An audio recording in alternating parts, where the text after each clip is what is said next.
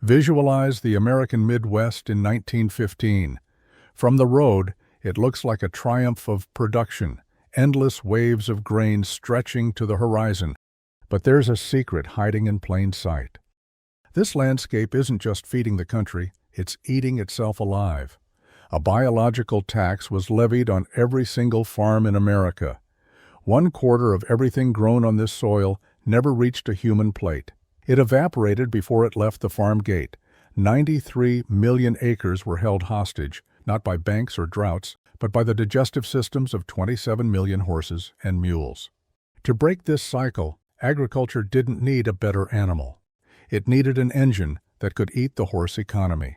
To understand why the tractor mattered, you have to look past the nostalgia and see the world it destroyed. In the early 20th century, the United States was a superpower, powered almost entirely by muscle and blood. We tend to romanticize the horse today, the noble companion, the steadfast partner working in harmony with nature.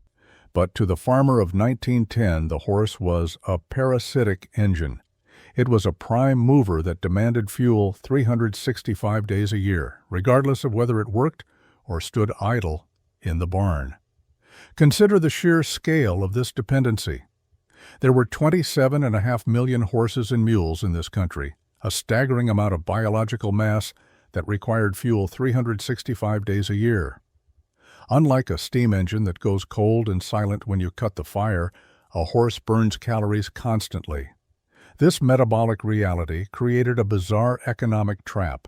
We were farming to feed the workforce that allowed us to farm.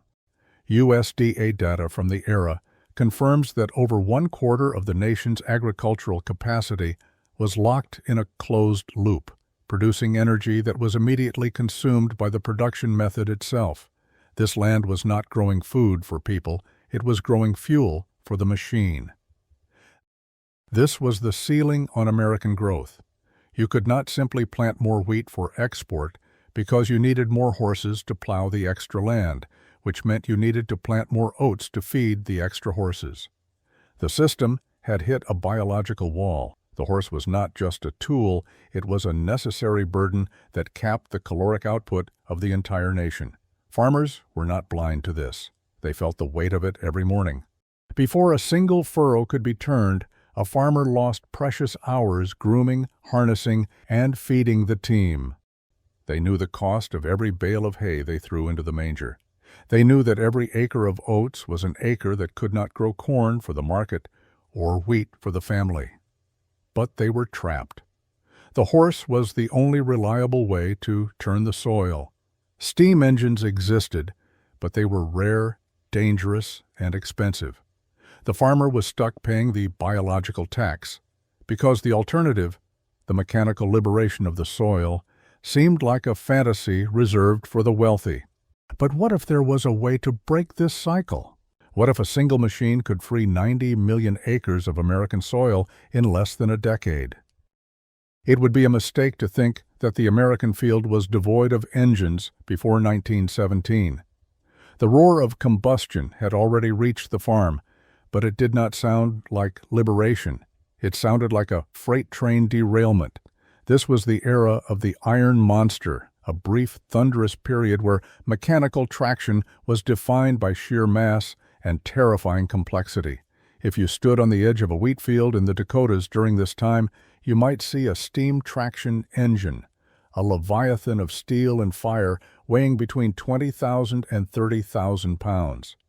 These were not really tractors in the modern sense. They were locomotives that had wandered off the tracks. They required a crew to operate, a pilot to steer the massive iron wheels, an engineer to mind the pressure gauges, and a fireman to shovel coal into the belly of the beast. While they possessed immense power, they were prisoners of their own weight. They could not work in the wet spring soil because they would sink to their axles, becoming immovable monuments to hubris. Even when the ground was dry, their passage was destructive. The massive steel wheels compacted the earth so severely that they created hardpan, crushing the soil structure and suffocating the very roots they were meant to help. Then there were the internal combustion attempts, machines that tried to bridge the gap between the steam giants and the horse. Take the International Harvester Titan 1020. By the standards of the day, it was considered a small tractor, yet it still tipped the scales at over 5,500 pounds. It was a chaotic assembly of exposed flywheels, dripping oil, and clattering valves.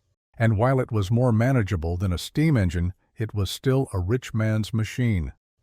With a price tag hovering around $1,000 or more for larger models, it represented a capital investment that was simply impossible for the average farmer working 160 acres. Buying a Titan was like buying a small factory. It was a financial risk that could ruin a family if the harvest failed. The market was paralyzed. On one side, farmers faced unaffordable, soil-crushing giants. On the other, they faced a graveyard of failed experiments. Companies like the Bull Tractor Company tried to solve the problem with the Little Bull, a three-wheeled contraption designed to be cheap and light. It promised to replace the horse, but it failed the fundamental test of the farm: durability. Its open gears were exposed to the grit and dust of the field. They ground themselves to pieces in a matter of months. Farmers who bought them were left with broken metal skeletons in their barnyards, reinforcing the skepticism that engines were just toys for fools with too much money. The average farmer looked at these options, looked back at his team of horses, and decided that the devil he knew was better than the machine that would either bankrupt him or break down before the job was done. Every option had failed, but in Michigan, a man who hated farming was about to change everything, and he wasn't even trying to build a tractor. While the agricultural industry struggled to build a machine that worked, the solution was being quietly engineered in the mind of a man who hated farming. Henry Ford is remembered as the father of the automobile, but his psychological drive was rooted in the soil of his childhood. Growing up on a farm in Dearborn, Michigan, Ford did not see the pastoral romance of agriculture. He saw slavery. He saw his father and neighbors broken by the endless physical toll of walking behind a plow, the drudgery, as he called it, of relying on flesh and blood to do the work of iron. He famously wrote that he wanted to lift the burden of farming from flesh and blood and place it on steel and motors. But there was a problem. The Ford Motor Company, the entity that had revolutionized the world with the Model T, was not a dictatorship. It was a corporation with shareholders, and the most powerful among them, the Dodge brothers, were vehemently opposed to Ford's agricultural ambitions. They looked at the tractor market and saw a distraction. They wanted the company to focus on maximizing dividends from car sales, not pouring millions into experimental farm equipment that might never turn a profit. They viewed Ford's obsession with the soil as a personal eccentricity that threatened the bottom line. This conflict forced Ford into a brilliant, if somewhat ruthless, corporate maneuver. In 1917, he simply bypassed his own board of directors. He formed a completely separate entity called Henry Ford and Son Incorporated. It was a company owned entirely by Henry and his son Edsel, designed specifically to build the tractor without the interference of the Dodge brothers or the demands of Wall Street. This was not just a business decision, it was a declaration of independence. Ford did not want to build a tractor for profit alone. He wanted to industrialize the soil just as he had industrialized the road. He viewed the tractor not as a product, but as a necessary instrument of social change. The timing of this schism was providential. Across the Atlantic, the First World War had descended into a stalemate of trenches and starvation. The German U-boat blockade was strangling Great Britain, sinking supply ships and threatening to starve the island nation into submission. The British Ministry of Munitions sent a desperate plea to America. They did not just need ammunition, they needed food. And to grow food with a depleted workforce, they needed mechanical power. This geopolitical crisis gave Ford the ultimate political cover. He was not just building a hobby machine anymore, he was building a weapon of war. Under the banner of national security and global hunger, the engineers at Henry Ford and Son were unleashed. They were tasked with doing the impossible, taking the reliability of the Model T and compressing it into a machine that could drag a plow through heavy clay without costing a fortune. They stripped the concept of the tractor down to its absolute genetic essentials. There would be no exposed gears to catch dust. There would be no massive frame to add weight. They were about to commit an act of industrial alchemy that would render the iron monsters of the previous decade instantly obsolete. The goal was no longer to build a better locomotive for the field. The goal was to build a mechanical horse that did not eat. But there was a problem. Every tractor built before had copied the same design from railroads and trucks, a heavy steel frame bolted with parts. Ford's team was about to ask a question that would seem insane to every engineer in America. What if we threw away the frame entirely? What emerged from the workshops of Henry Ford and Son was not just a smaller tractor, it was a complete repudiation of the engineering standards of the day. The machine that rolled out in 1917, stamped with the name FORDSON, was a masterclass in subtraction. The engineers did not just shrink the iron monster, they dissected it and threw away the bones. The revolutionary breakthrough was something called unit body construction. Before the FORDSON, a tractor was essentially a heavy steel frame, a ladder of I-beams, upon which the engine, transmission, and wheels were bolted. It was a design inherited from the railroad and the truck, and it was heavy, expensive, and rigid. Ford's team looked at that heavy steel ladder and asked a simple, radical question: why do we need a frame at all? Their solution was to turn the machine's organs into its skeleton. They cast the engine block, the transmission housing, and the rear axle as massive, durable iron shells. When bolted together, these components did not just house the moving parts, they became the tractor's spine. This frameless design was a revelation.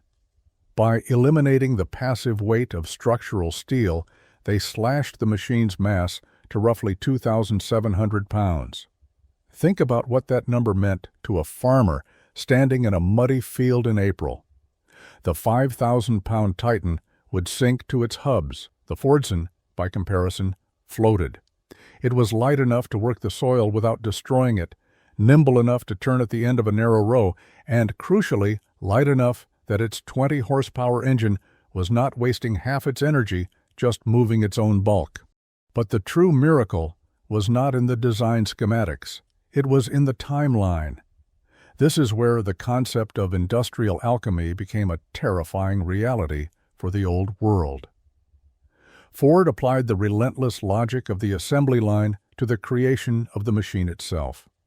The production cycle was tightened to a point that seemed physically impossible to the traditional craftsman. From the moment raw iron ore was unloaded from a freighter at the River Rouge docks, to the moment it was smelted, cast, machined, and assembled into a finished tractor part, the elapsed time was approximately 30 hours and 40 minutes. Contrast that industrial velocity with the biological timeline of the competitor it was designed to kill. To create a draft horse, you start with 11 months of gestation. Then you have 2 years of growth before the animal is strong enough to be harnessed. Then another year of training to teach it to pull a plow without panicking. That is a production cycle of nearly 4 years, fraught with the risks of disease, injury, and genetic bad luck. Henry Ford had compressed 4 years of biological uncertainty into less than 2 days of metallurgical certainty. He had turned the creation of power into a predictable, repeatable equation. The machine itself was deceptively simple, a reflection of Ford's obsession with utility. It was powered by a 4-cylinder engine that drank kerosene, a fuel that was cheap and readily available at every general store. It used a magneto-ignition, eliminating the need for delicate, temperamental batteries that would rot in the damp of a barn. It was loud, it was hot, and it was stripped of any creature comfort, but it was undeniably alive. It was the Model T of the soil, a universal tool designed not for the specialist, but for the everyman. The prototype was proven, The manufacturing process was primed. The FORDSON was no longer just an idea, it was a physical reality sitting on the dock, waiting to be unleashed. But engineering is only half the battle. A machine can be perfect in the factory and fail in the world. The true test of the FORDSON would not be measured in horsepower or torque, but in the speed of its invasion. The engineers had built the weapon. Now the salesman had to declare the war. The invasion began in 1918. Its primary weapon was not horsepower, it was the price. When the FORDSON finally appeared in American dealerships, it carried a sticker price of $750. To the modern ear, that sounds like a trivial difference, but in the context of 1918 economics, it was a seismic event. The incumbent machines, the Titans, and the Waterloo Boys were priced over $1,000, a sum that represented years of profit for a small operator. By undercutting the market so violently, Ford did not just compete. He reclassified the tractor from a luxury good to a commodity. Before the domestic floodgates opened, the machine had already been battle-tested. The first 6,000 units were shipped directly to Great Britain to aid the war effort, working the fields of the home front while German U-boats patrolled the Atlantic. This was a crucial proving ground. By the time the tractor became widely available to the American farmer, it was not an experimental prototype. It was a veteran of the Great War. It arrived with a reputation for austerity and function that appealed to a rural population suspicious of untested gadgets. But the true revolution was demographic. Before the FORDSON, mechanical power was the exclusive domain of the Bonanza Farms, massive corporate-style wheat operations in the Dakotas that spanned thousands of acres. The average family farm, the mixed operation of 160 acres that formed the backbone of the Midwest, had been shut out of the industrial age. The FORDSON broke that lock. For the first time, a mechanical prime mover was accessible to the family that grew corn in Iowa or dairy in Wisconsin.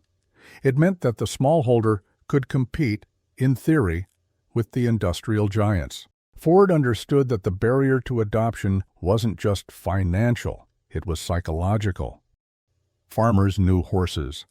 They understood the biology of a mare, the temperament of a gelding, and the mechanics of a harness. An internal combustion engine was an alien, intimidating complex of valves and sparks. To bridge this gap, Ford's marketing genius positioned the tractor not as a new industrial plant, but as an automotive plow. The logic was seductive. If you could drive a Model T to church on Sunday, you could drive a FORDSON to plow on Monday. It framed the tractor as a natural evolution of the car, a piece of technology that was already conquering the American road. The adoption curve was steep and immediate. In 1920, only 3.6% of American farms owned a tractor. It seems like a negligible number, but in the diffusion of technology, this is the spark that precedes the explosion. The FORDSON had established a beachhead. It proved that a light, cheap tractor could survive the punishment of the soil. The horse was still the dominant king of the field, numbering in the millions, but the FORDSON had done something dangerous. It had given the farmer a choice. The monopoly of biology was broken, but the established order was not going to surrender without a fight. International Harvester, John Deere, and a dozen other manufacturers had dominated American agriculture for decades. They were about to wage an economic war that would reshape the entire industry and force Ford to make a decision that would bankrupt his weaker competitors. The invasion turned into a calculated siege in 1922. Henry Ford, sensing that the market was teetering but not yet toppled, made a predatory decision that would bankrupt his weaker competitors and terrify the strong ones. He slashed the price of the FORDSON from $625 down to $395. To put that in perspective, $395 was less than the cost of a good team of draft horses. It was an economic impossibility for any other manufacturer to match. Ford was selling every tractor at a loss. subsidizing the farm revolution with the massive profits from the Model T assembly line. This ignited the tractor war. It forced giants like International Harvester to scramble, cutting their own prices to the bone and relying on their reaper and binder sales to stay afloat, while smaller companies simply evaporated under the financial pressure. But the most important battle wasn't being fought in the corporate boardrooms. It was being fought in the ledger books of the American farmer. The drop in price forced a direct comparison between the iron horse and the biological one, revealing a fundamental economic truth that had been obscured by centuries of tradition: the crushing cost of idleness. The FORDSON introduced the radical concept of variable cost to agriculture. In a biological system, the farmer paid a subscription fee to nature every single hour of every single day, regardless of work done. But when you turned the FORDSON's ignition key to the off position, the tractor ceased to consume wealth. It could sit in a shed for 3 months of winter and cost the farmer absolutely nothing but the depreciation of the metal. It didn't need oats, it didn't need water, and it didn't need a warm blanket.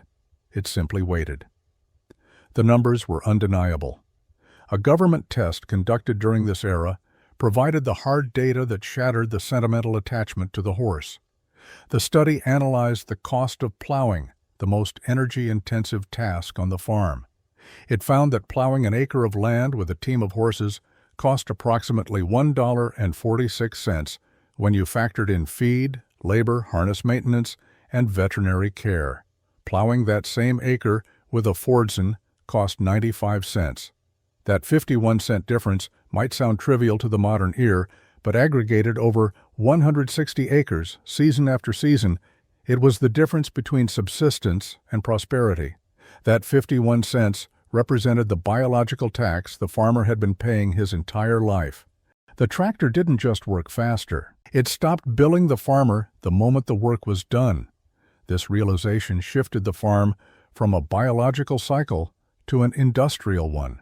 The savings weren't just abstract figures on a government report.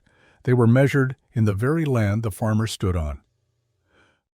But the ledger book, for all its cold arithmetic, only told half the story.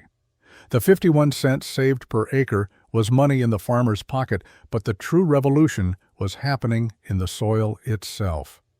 This brings us back to that invisible acreage we visualized at the start, the 93 million acres of American farmland that had been held hostage by the digestive requirements of the horse economy.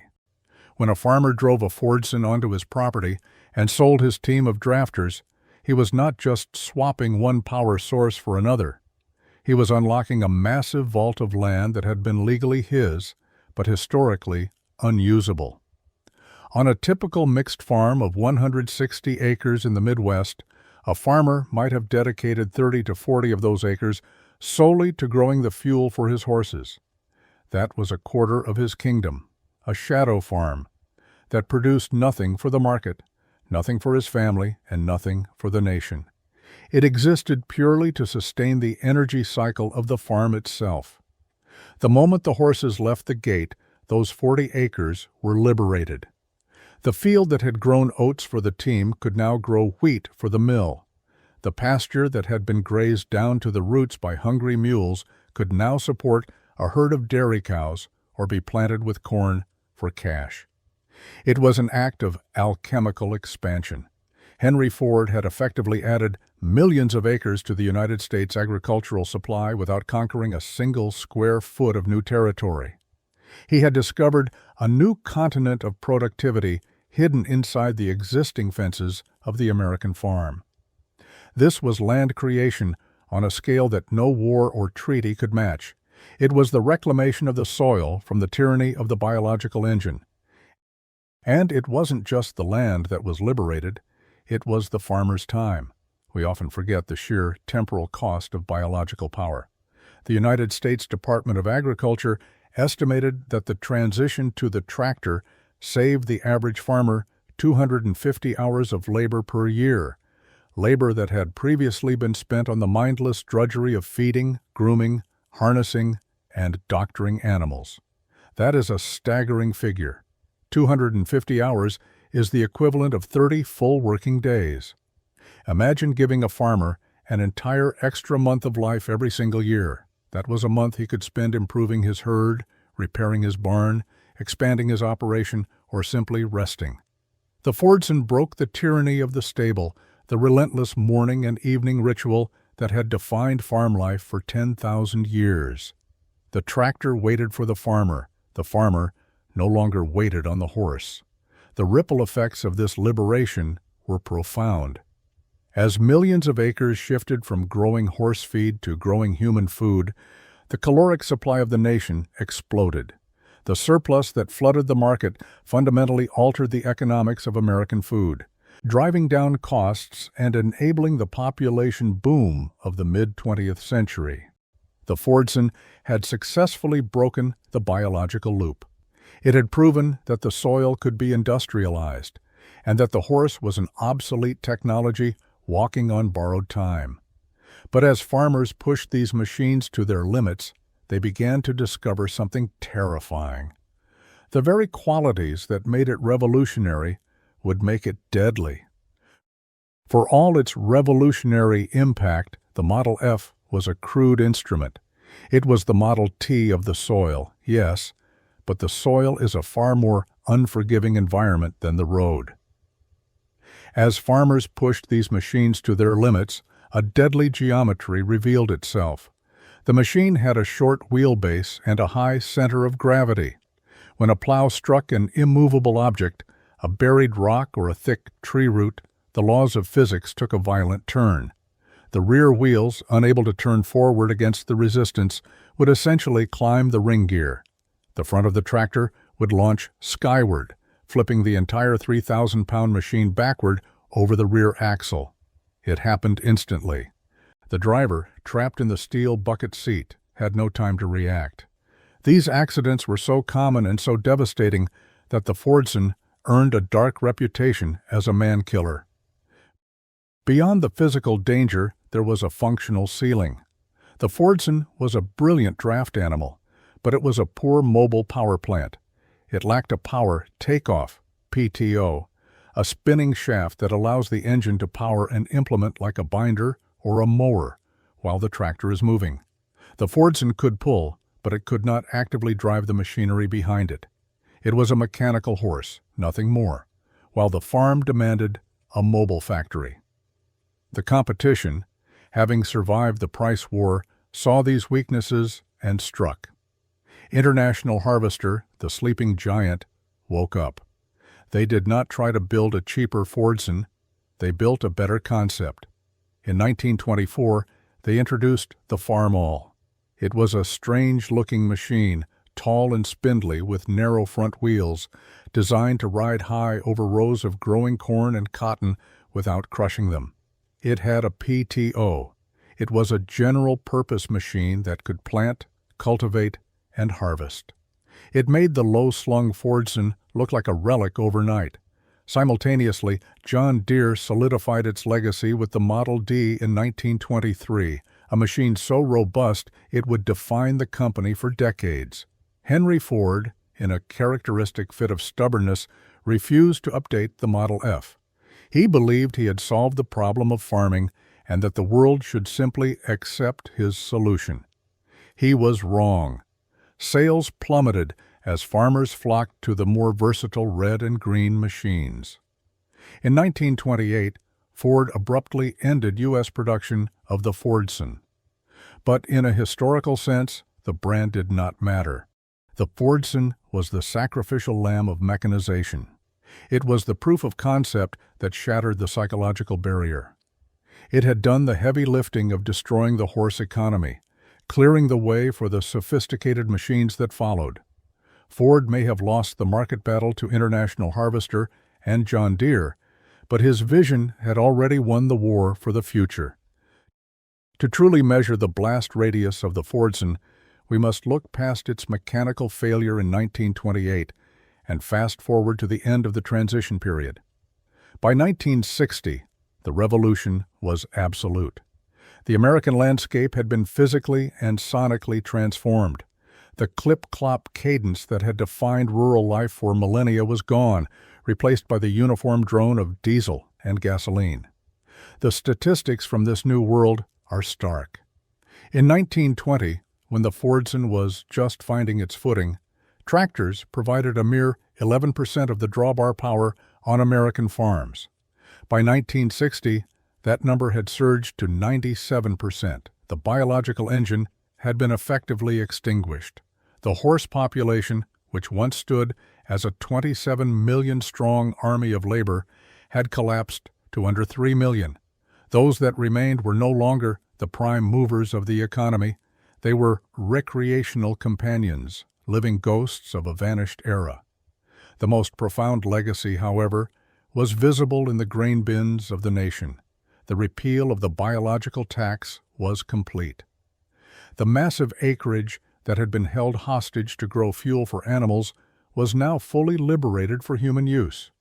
This reclaimed territory represented a landmass roughly the size of New Mexico, suddenly shifting from growing fuel to growing food. This was the phantom acreage that Henry Ford had unlocked. This massive injection of caloric potential occurred exactly when the world needed it most, fueling the post-war population boom and allowing the United States to become the granary of the globe.